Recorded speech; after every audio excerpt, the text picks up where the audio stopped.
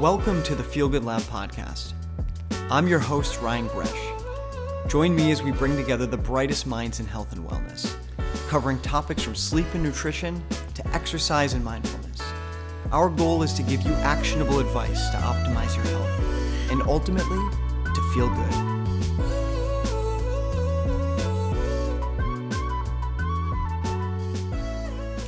good. Welcome to another episode of the Feel Good Lab podcast.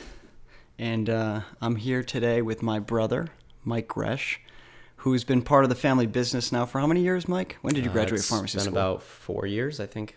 4 years. Yep. So let's kick it off. I usually tell my story about how I wanted to go as far away from the family business as possible because I grew up when Dad owned the conventional pharmacy. Right. And it was kind of nuts back then. Mm-hmm. You grew up 6 years younger than I. Things were a lot different. Tell me a little bit about why you chose to follow in Dad's footsteps in pharmacy and, what made you do that? Sure. Yeah, actually, I remember that point in time when I think I made the decision. We were in the hot tub, of all places, and he's just picking my brain, probably, somehow trying to convince me one way or another. But I told him, as a profession, I just wanted to help people. And that was my goal, and I didn't know how I would be there. I talked to him about being a teacher or some sort of coach, basketball, golf, intertwined with maybe being a high school phys ed teacher, and then I talked about engineering and being able to use my mind, my creativity, and I think it sort of clicked for him to say, well, I'm doing all those things. And in compounding pharmacy, which is so different than conventional pharmacy, you're thinking outside the box all the time. You're like an engineer in the medical field, trying to solve problems. Every day is a new day, and without a doubt, you're helping people. And so it was really then where I sort of took it and ran with it to say I was going to follow in his footsteps, and here I am. I mean, that was probably 10 years ago. Mm-hmm. And so, a lot of what you do at the pharmacy is working with patients that have different chronic conditions, etc. But one of the main things that I want to chat about with you today is I think you bring a pretty cool perspective because you are dealing with optimizing health and wellness, typically on a day-to-day with patients that are looking to solve a big problem. But at the same time, in your own personal life, you're looking to optimize your own wellness in order to perform better, athletically, physically, mentally. So I think it's going to be really fun to kind of look at what are the things that you're seeing at the pharmacy, but then what are you taking home with you and what do you do? So let's start with, what do you actually do yourself to live healthy, to live well? Well, that's a long list. So I would say, things I take from the pharmacy. I mean, like I said, always learning new things. My opinion is always evolving. And being surrounded by practitioners who, again, like to think outside the box and they utilize compounding pharmacy. And then I get introduced to, reps from these professional line supplement companies, and I get to learn from that aspect as well.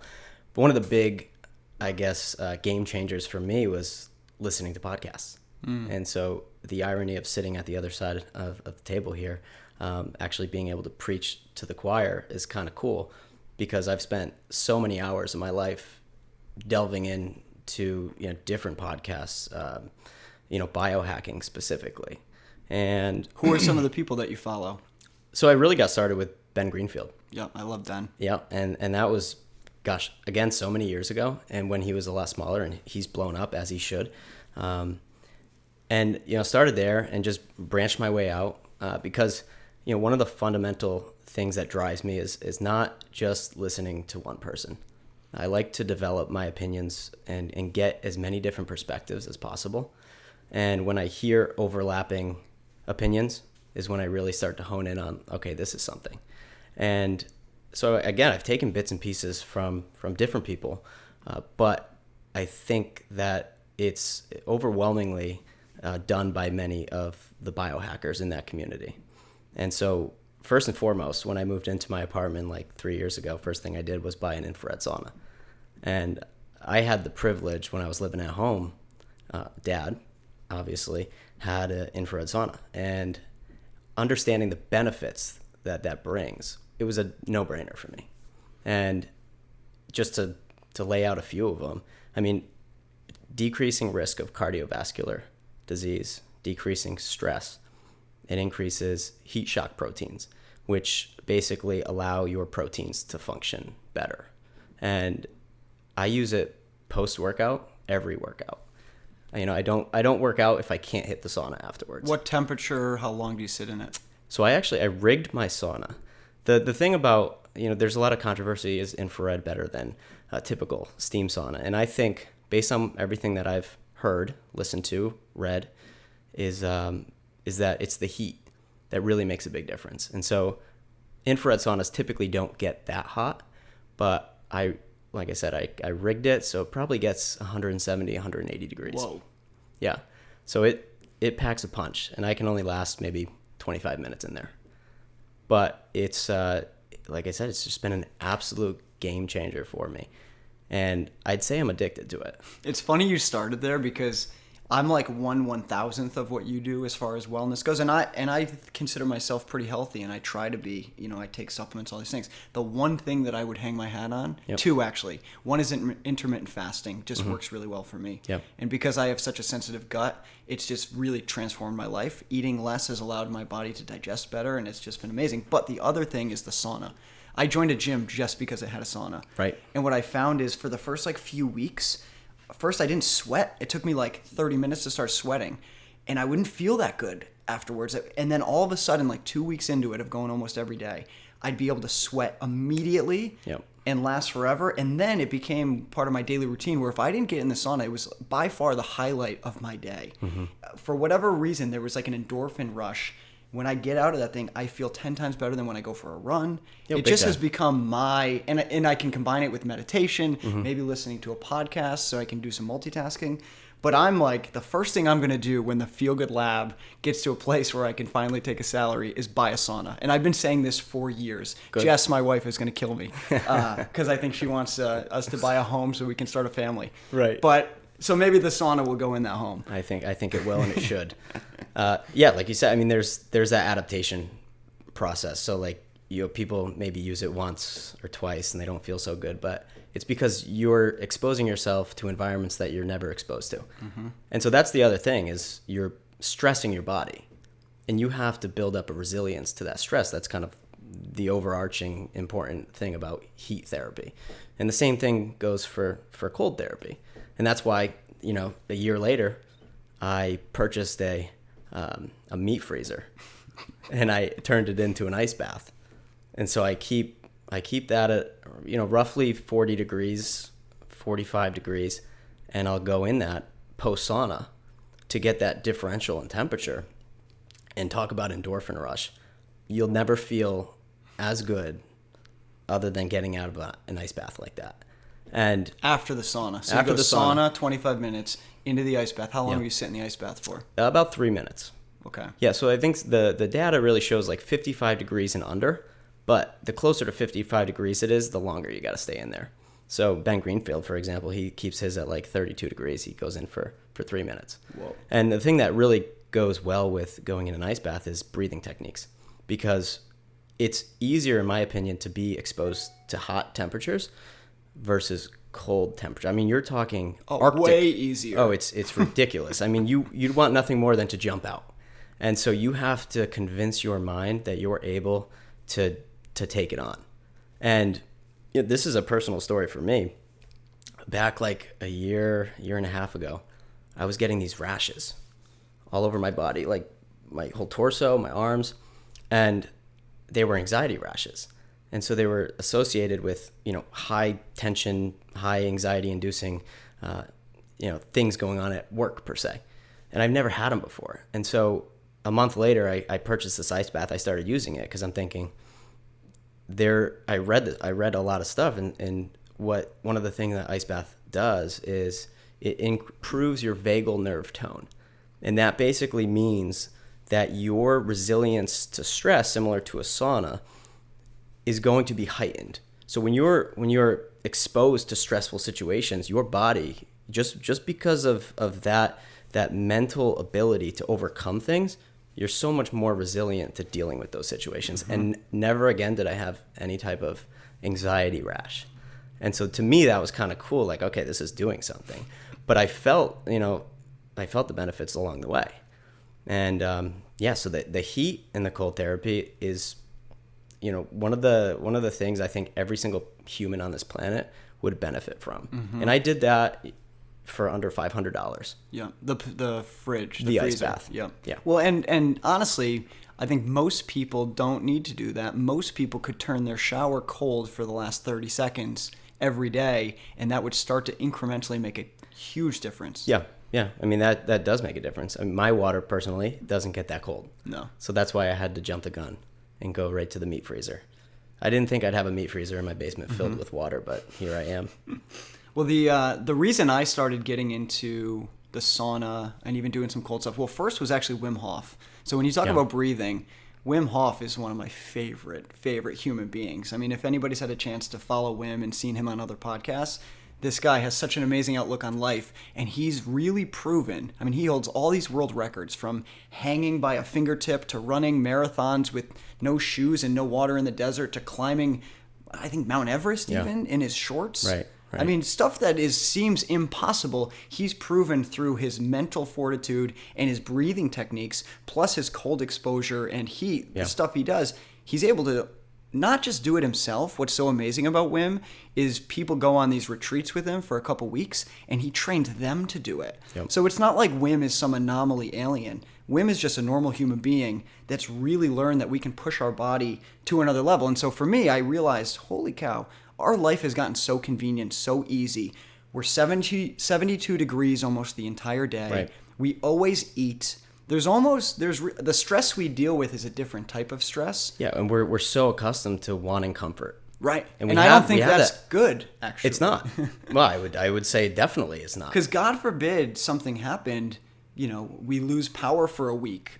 We lose the internet for a few weeks. I mean, there's things that our ancestors had to deal with that we don't even understand. Right. I mean, and it might be an oversimplification, but look at the rampant anxiety that's running through this population. People, the things that promote anxiety and cause that stressful response is so minuscule compared to maybe what was causing stress 300 years ago. Totally. Like not having food for 2 weeks. Exactly. Like having somebody attack the tribe. Yes. You're right. I mean, those are some real things people have to deal with. And nowadays, like you said, I mean, somebody's phone goes missing and they're stressed out of their mind. And listen, we're not immune to that either, right? No. So that's cool. Like you obviously work out, you've got a full gym in the basement. So that's a stressor as well. Exercise is a stressor. Yep. You do the cold baths, you do the heat and sauna. What do you do on the stretching mobility side? Do you do anything with that? I foam roll like twice a day. My wife gives me a hard time because every night before bed I go down there for 20 minutes and I have a routine. Mm-hmm. Foam roll, the mobility stick you actually gave to me has been phenomenal. And so I use a lacrosse ball as well to get into some of those, more deeply hidden areas. But it's a total routine for me. And just kind of, it's almost a meditation. So I get into this sort of just in my body, out of my mind type of space.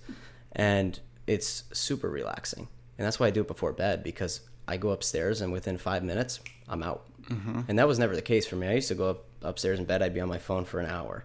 Yeah. And, that was years ago. I've really worked hard to change that, because sleep is, let's face it, one of the most important things you can do. Totally. It's why not only me, but the rest of the team, we're going to get some Aura rings. I know you and Dad have Aura ring. And that way we can track our sleep, because I think sleep is probably the most important part of our day. Yeah. I mean, I know when I don't get enough sleep, I'm an awful person to be around. Just straight, I'm not even myself at all. It's like the Snickers commercials. Yeah, Martha. But so that's kind of the physical stuff and the tools that you use. And yes, a sauna might sound out of reach, but actually if you look up single person infrared saunas, they're not that expensive. Plus there's gyms around. And it's not just one thing. I think one of the most important points is everybody is different. And it's not just one thing. It's not just the sauna. It's not just the cold bath. It's not just the exercise. It's doing a little bit of all of them. And you've tried so much stuff over such a long period of time that you kind of know what works for you. Yeah. But one of the coolest things, so that's all neat. And you are kind of an expert in that space because you're so obsessed with it. Mm-hmm, yeah. But I think what's even cooler to pick your brain on is, what are you learning from these supplement sales reps and these other physicians and these smart people you're around, right? We go to conferences, we meet these amazing other pharmacists that are doing cool stuff. What are you actually taking home and taking? So like, give me your supplement drawer. My supplement drawer. Oh, geez, we're gonna be here for like 5 hours. No, I'll try to simplify it and really, hone in on some of the more important things. And what's interesting is, like I said, your opinion always changes. What you think might be good now might not be good in 2 years, based on your opinion alone. But science is evolving, and we need to adapt with it. And you got to be open to the idea of changing your opinion and not having an ego behind it, because we're all just learning as we go, basically. And so one of the things I got away from was branched chain amino acids. I used to take those when I was working out, and but I came across some really interesting evidence on essential amino acids, which does include some branched chain amino acids, but it's the whole picture of the amino acids that are not created in your body. Like, you have to get them from your diet, which, if you eat a heavy protein diet, then you're going to be getting a decent amount of essential amino acids, but your body has to work very hard at digesting, absorbing. So if you have gut issues, you're really not going to be getting all that much of essential amino acids. And so there aren't many companies that do it, but there are a few, and they've created blends. Leucine is the number one essential amino acid for muscle building per se. And it's that and 8 other amino acids in a specific blend that helps promote muscle growth. And there was a study that showed this was phenomenal.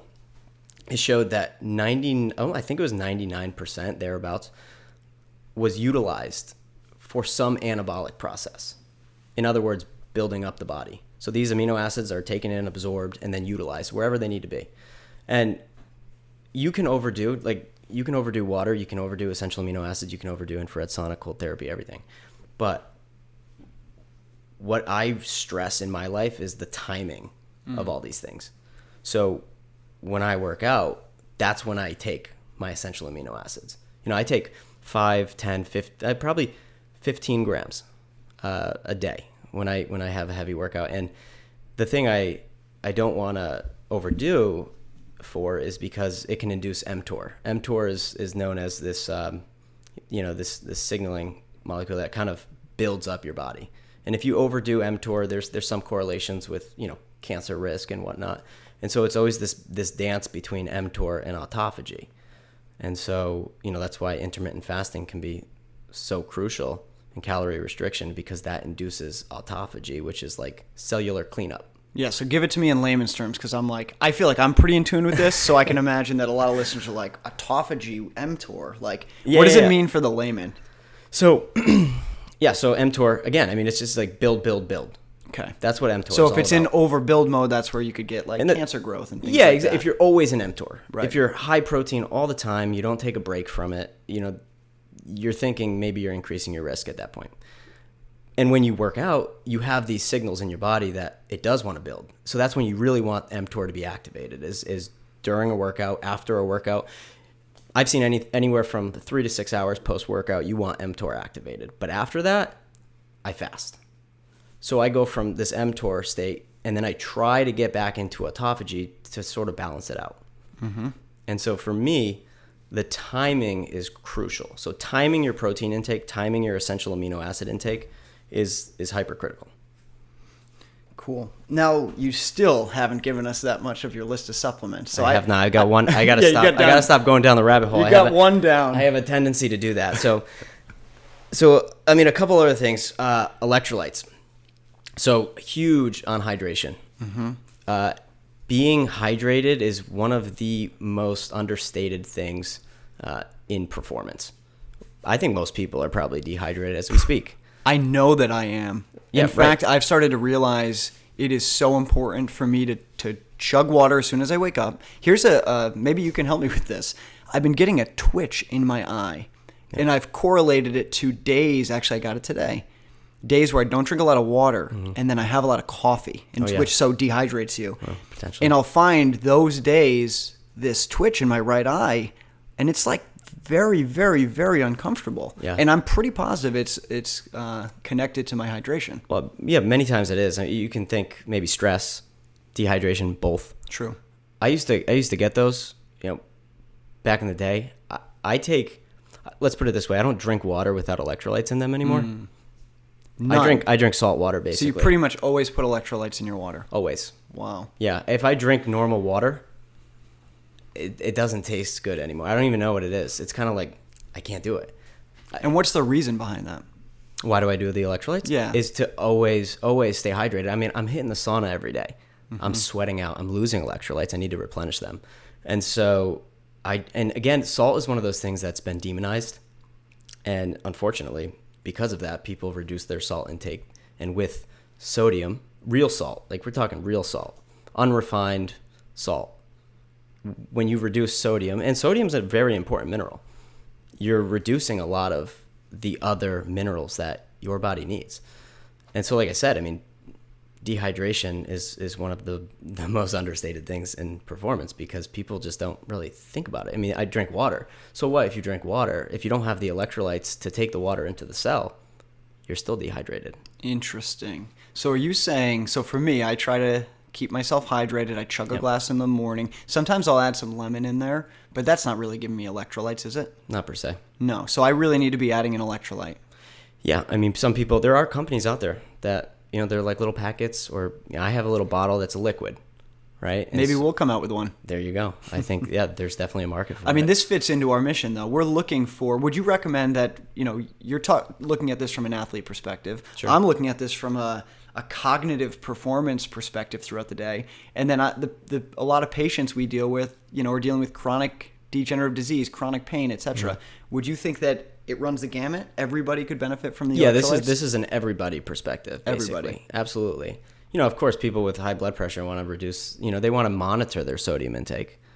But it's where the sodium's coming from. I mean, if you're eating processed foods with straight sodium, we're not talking sea salt, which, again, has these other minerals. It's all a balance. Everything's a balance.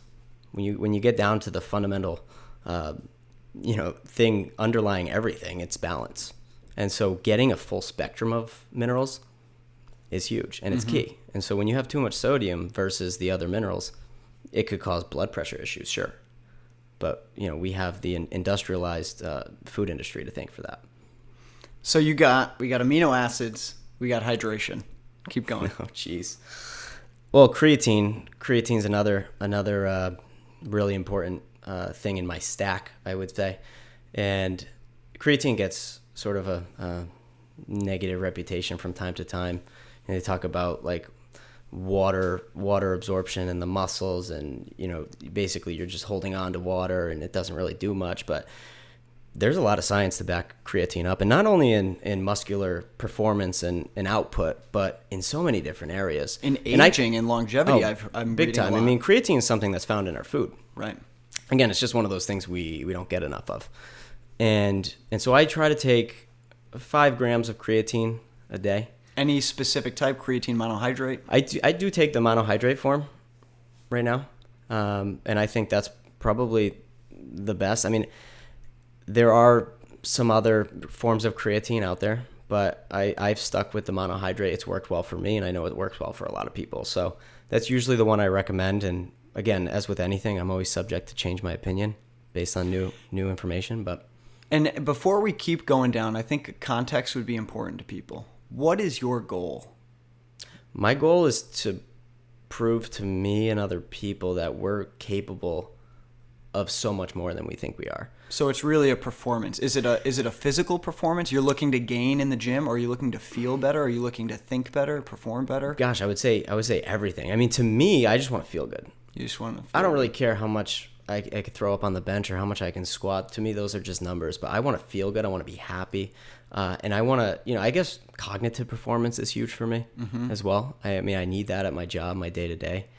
And so it's just the whole biohacking world is so fascinating. And we're at this point in time where it's so cutting edge things are coming out left and right. I mean, it's a really cool time to be alive in that space. And what I think is cool, because you brought this up earlier, because it's so new, because it's so cutting edge, there's a lot of BS, and it takes maybe a few months to a few years for that to get phased out. Yep. You said you look at all these different, aspirational podcasts and whatnot, and when you start seeing a connection and a trend, you'll start trying it on yourself. But I think it's key. And as a caveat for everybody listening, there is no one-size-fits-all solution. It's really important that you figure out what works for you. And what you're brilliant at is trying all these things. Mm-hmm. And really, what we're talking about, the list right now, is what made the cut after years and years and years of research and trial and error.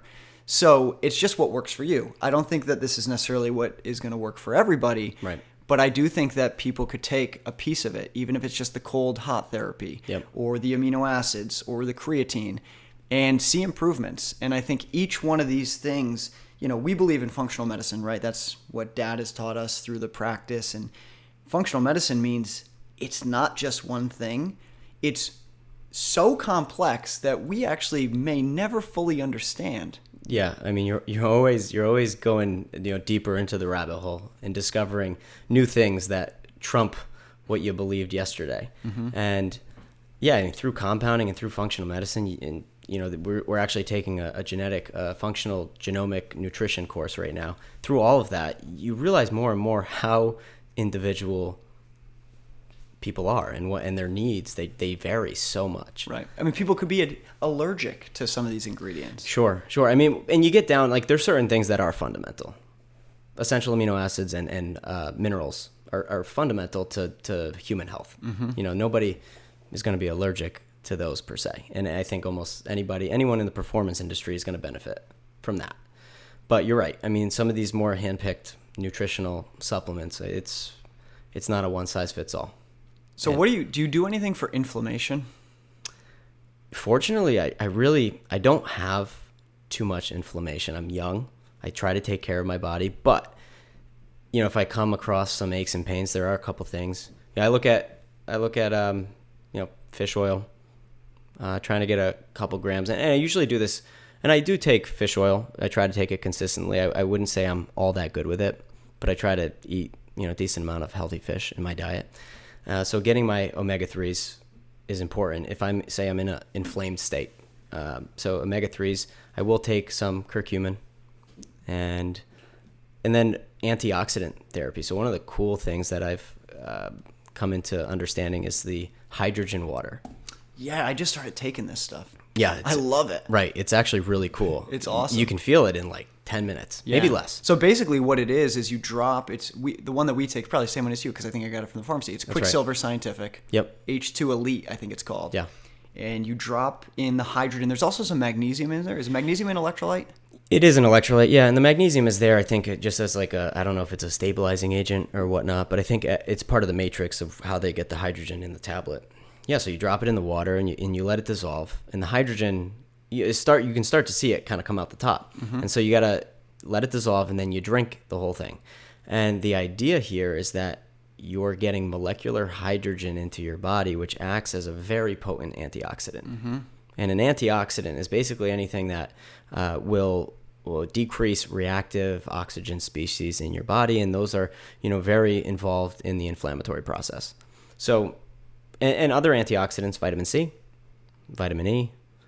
There's a handful of things that we would consider antioxidants, but that's sort of another thing that I do. I try to do that daily. I'm not all that good. I like to pulse my supplements. I would say the things I mentioned before, the electrolytes and the amino acids, I do those every single day.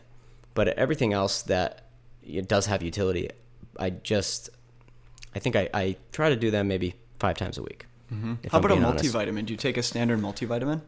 I really don't. Yeah. You try to get it in your food. I try to get it in my food. I'm blessed to, be able to have a lifestyle where I'm eating grass-fed meat. I am a big advocate for eating grass-fed meat, and I do that quite often. And so I do have a really broad, healthy diet, I would say.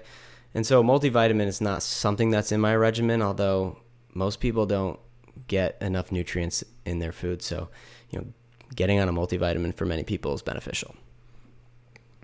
Yeah. What do you think? And I think I'm going to have to give you a persona for you to recommend, but one of our demographics at the Feel Good Lab is, she's 40 years old.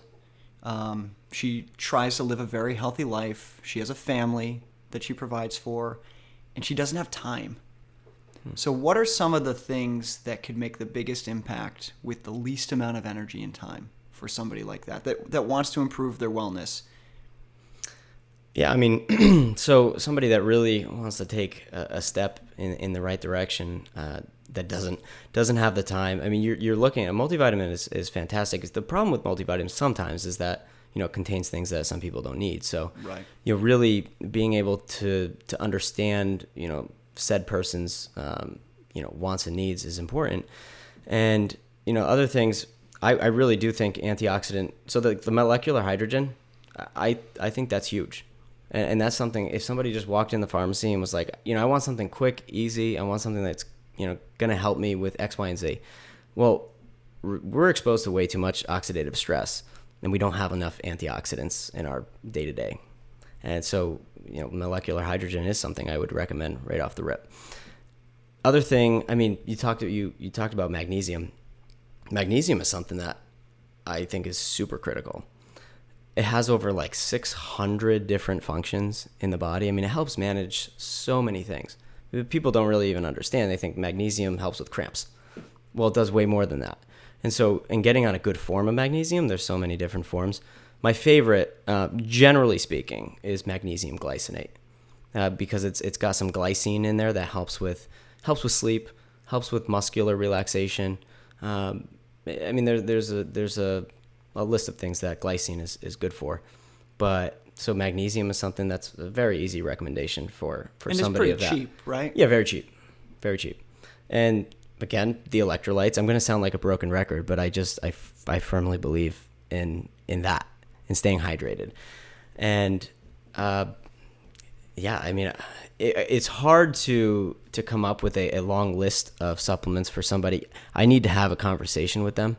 Yeah. I need to understand much more, but making sure they're getting the vitamins they need, the minerals they need, and superfoods are awesome, and there's so many different superfoods out there that somebody can just introduce into a smoothie per se. So I think that's something that I would talk to them about. Because not everything I talk about is a recommendation that I'm taking something off the shelf in the pharmacy. There are things that people can go home with and introduce into their lifestyle that's simple and easy. So what about, from a daily routine standpoint? I kind of know where my answer would be, but I'm curious to know yours. Where do you think most people would benefit from really looking at their daily routine and making it to change? Not with a supplement, not with something to add, but where do you think there might be a little bit of a disconnect, something that maybe is making them unwell? And if we made a change there, could really start adding to the... Well, I mean, that's tough. So I think it's probably, eating 3 meals a day, eating every couple hours, thinking that they need to keep their blood sugar up or they need to keep their metabolism going. There's no evidence that I'm aware of that eating often improves metabolism. And a lot of people are under that impression that small meals throughout the day, and don't get me wrong, some people that's important for, but looking at the possibility of, say, an intermittent fasting or some sort of caloric restriction, it offers up a host of benefits for people. And one of the things that can be achieved through intermittent fasting, and if you practice a ketogenic diet per se, which is, again, good for some people, maybe not so good for others, but it gives you something known as metabolic flexibility, which is, it's huge because your body is basically able, if you're prone to always eating carbohydrates and you're never eating fat's another thing that, I think has gotten demonized for the wrong reasons, but your body only really knows how to run on carbs, sugar per se. And so really making fine-tune adjustments to your diet and the frequency of which you eat it's huge. And that would be game changing for almost every individual. That was life changing for me. I know one of the things that Dad says is definitely there's a difference between males and females when it comes to fasting. Yeah. Because, our bodies are just a little different. So for me personally, it literally changed my life because, and same reason when I started getting into the sauna, it was the same theory. We are eating and digesting almost 24/7 in the standard American diet. Mm-hmm. And once I realized that we could go 20 to 30 days as a human being without eating food, it goes in this order.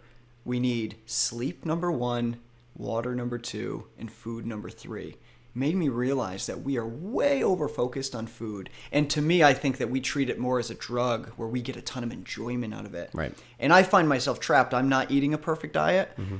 but just by not eating breakfast and lunch, I find myself so much more focused throughout the day. I have more time because I don't spend time eating, but I don't get any lethargy. Right. It's really just been amazing. And so I would recommend to anybody out there that wants to give it a try. It's very hard in the first couple weeks. Like you had mentioned, if you're used to running off carbs, yep. Holy cow. Like the first 2 weeks was crazy for me. Yeah, your blood sugar is not going to really know what to do. No. And it's going to plummet. And if for anyone listening, I would say you do it slowly. Right. You have to sort of like ease your way into it. And you're right. It is more simplistic for males than females because there is a connection between the female hormones, especially for a premenopausal woman who's still having their cycle and whatnot. It gets complicated. And so for them, I still think that they have the ability to intermittent fast, but maybe not as frequent. Right. And so even if there are people that fast 24 hours once a month just to have like a little bit of cleanup, or once, maybe 18 hours once a week. And so for that population, I still think is super doable. Yep. And important. Cool. Well, Mike, I appreciate you coming by today. I got one final question here before we wrap it up. What do you love the most about what you do? It's a good question. What I love the most, I would say, just like I said 10 years ago, it's helping people. There's no like better feeling than when somebody leaves the pharmacy or I get off a phone call and they're just super appreciative of me giving them the time or me giving them some advice and listening to them and like I feel like I'm giving back. And I spend all this time learning, but to be able to utilize that and give that information to people and then they can go give that information to people, it's a ripple effect. And I feel like I'm making a difference, and that's what I've been wanting to do for my whole life, I guess. Yeah, I love that. And that's the same mission that we have at the Feel Good Lab. We sell products. We'd love it if people buy our products. Right. But I think that our products are going to be a tiny fraction of the solution. The education that we can provide around healthy eating, healthy lifestyles, it's really the functional medicine theory, right? Products are a small piece of that functional medicine wheel. Mm-hmm. We can make such a big impact on the health and well-being of our entire planet just through changing what we do on the day-to-day. Now, it's not easy. Changing your diet, changing your sleep cycle. These are all hard things to do. Yep. But we have a quote that we really repeat like almost every day. It puts us in perspective on who we're trying to help.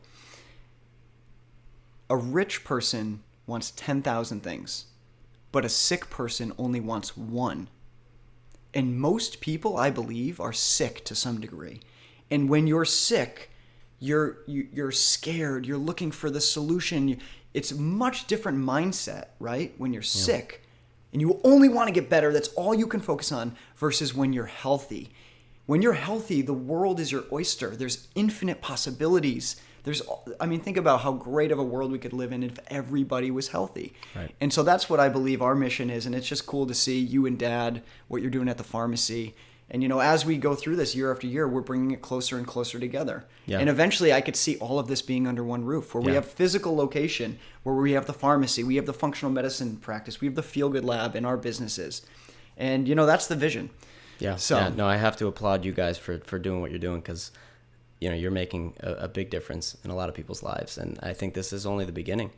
You have the foundation set, and see what you can do with it. Cool. Well, thank you, Mike, very much. This was fun, and hope to have you back soon. Awesome, bro. Thank you. All right. See you, bud. Bye.